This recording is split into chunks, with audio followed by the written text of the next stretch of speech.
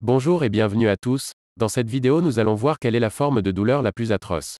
Et je vous souhaite la bienvenue sur la chaîne Questions-Réponses. Merci à Eric Moira, François Fauché, Nadine Darvan et Je suis parti de nous partager leurs réponses. Nous allons commencer avec la première réponse de Eric Moira.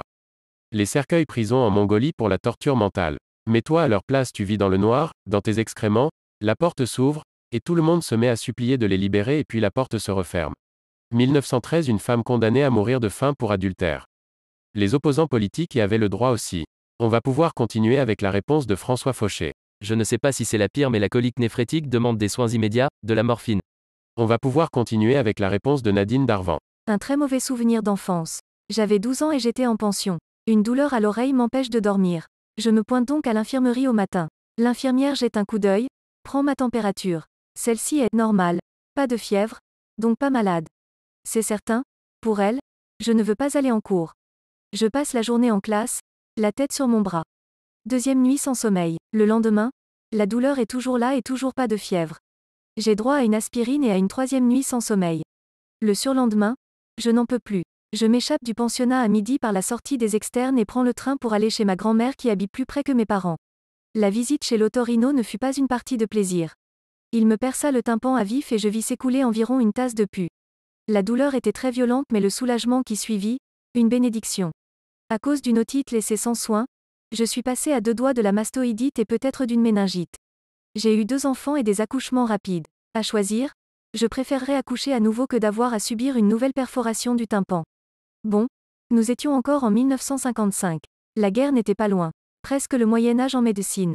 Heureusement, nous avions déjà la pénicilline. Nous continuons avec la réponse de Je suis parti. Depuis quelques années, la douleur est mon quotidien. J'ai une discopathie dégénérative en L5-S1, en bas du dos, donc et une hernie discale que je surveille en T4-T5, à peu près entre les omoplates.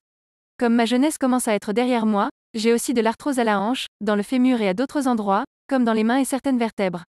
Le bas du dos est mon point faible. Dès que je me tiens un peu penché en avant, genre pour faire la vaisselle, putain d'évier monter pour des nains. Ou même rester debout sans bouger, ça commence à me tirer dans les lombaires et ça devient vite douloureux. Le ménage est une épreuve dont j'ai du mal à me remettre rapidement. Et je ne parle pas du repassage. J'ai carrément arrêté ces pratiques qui relèvent de la torture. Je prends quotidiennement des antalgiques à base d'opium et d'anti-inflammatoires.